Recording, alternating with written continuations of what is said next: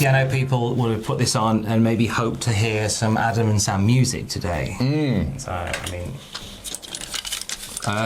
is it the same thing? Well, can you play? I can. Hang on. Wait there. Dun, dun, dun, dun, dun, dun, dun. Cody Rhodes! Yeah! Not bad. Hang on. Da, da, da, da, da, da. One more! Wrestling news. Keith Lee reveals the reason for his Raw absence. Adam Cole is still undecided on his future with WWE. And is Ric Flair about to join AEW? We'll get to that in a little bit. Thought of one more. Don't you forget about Keith. Keith Lee in the news today. Bang on, that's good, that.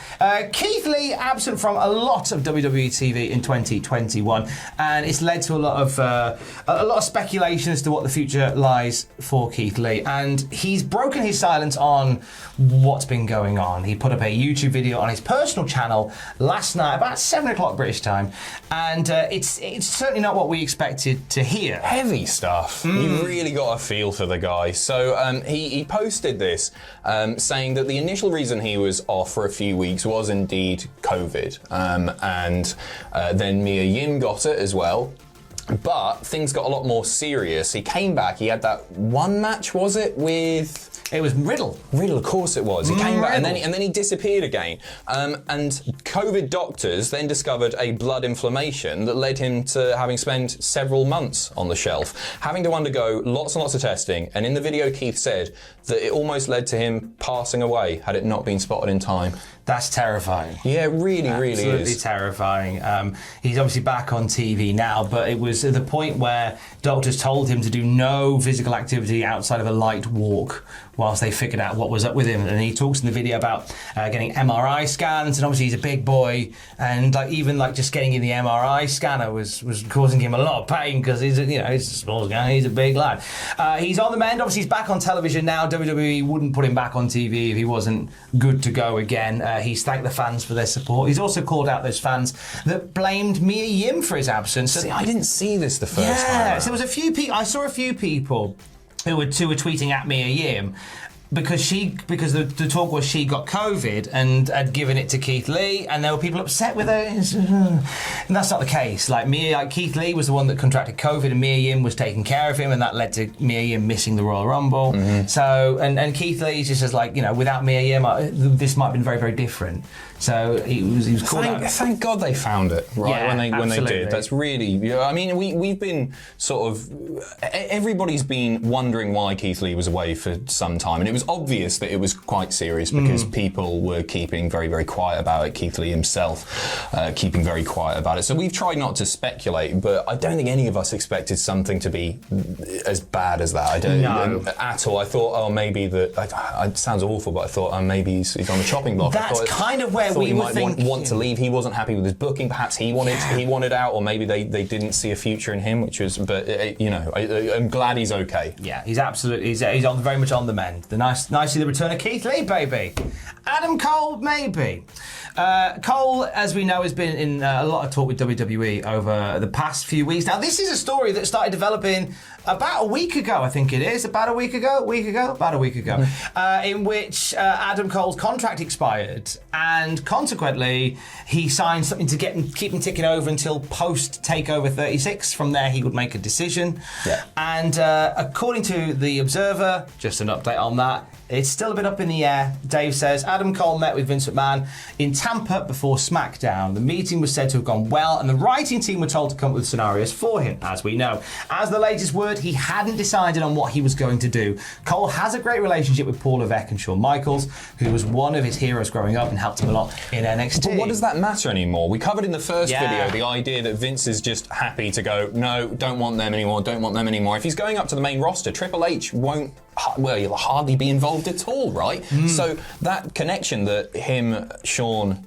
Trips have, What does it matter? Any pull that Triple H has, he seems to be using it for Adam Cole. Like there's calling this meeting, and I think the fact that he's working without a contract, and there's obviously a sign, there's obviously a show of respect there that Adam Cole could have, quite rightly, Lex Lugered WWE and rocked up on AEW, and it would have been fine, and there would have been no legal ramifications from that at all. He could have done, but he chose not to. And whether or not there is, through all this cost cutting and stuff that's going on, this removal of a lot of talent, maybe something like that is how you get in the good graces of Vincent Kennedy McMahon. Like, you could have left me, but you didn't. I want to hear you out. But we all know how quickly Vince's mind can change. Yes. I think he would be perhaps far more successful in AEW. I know it's a very lazy thing to say, oh, you should go to AEW, but you know that they would book him properly there. And Vince, we've seen so many times now over the past several years, for a long time,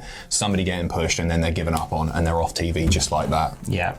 Brian Myers has found success in Impact Wrestling since leaving WWE. Last night, he won a 20-man Battle Royal. He is now the top contender for the Impact World Championship. He's going to face, at Resurgence, the next Impact Plus special event, either Christian Cage or Kenny Omega. Could be Christian here, just because... See, I said this. Well, he's been very successful in Impact before. It'd be nice to see that title on him once again. I don't think Brian Myers is going to end up with it.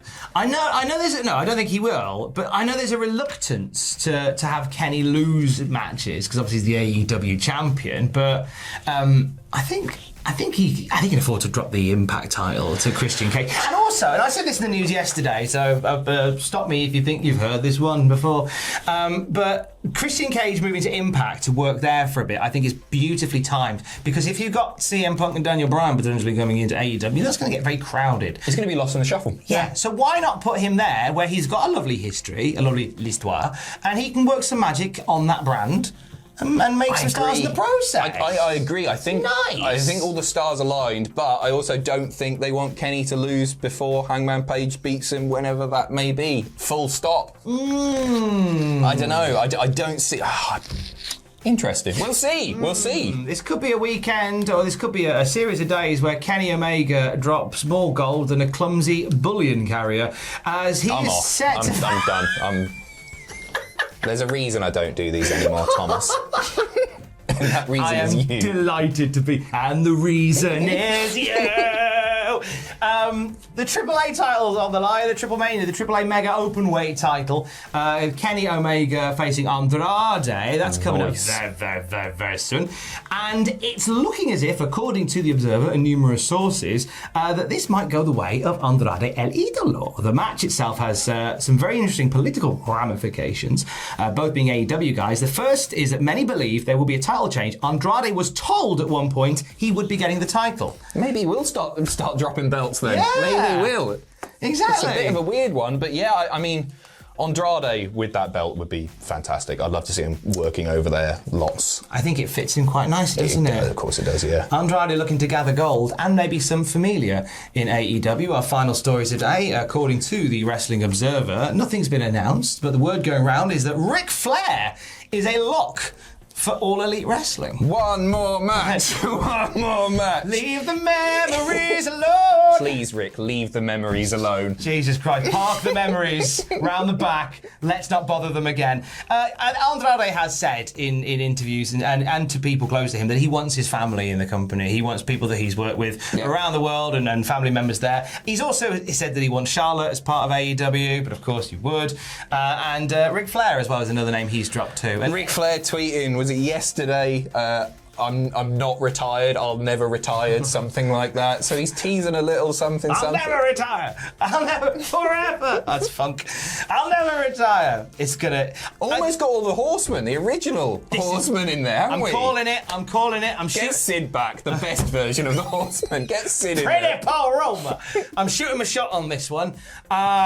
Before the end of the year, AEW Dynamite Night of the Horsemen. Yeah. Okay. They'll all just to have Flair crying his little face off. Cutting himself. Blood. And Arn there and Tully there and Pretty Paul Roma there. Get Steamboat back for a Flair. I'd love to see that one more time. Genuinely, right. No, let's stop fantasy booking Ric Flair, an octogenarian. More news as we get it Do later your thing on. again. Sing them out. Love you. Bye. Awful.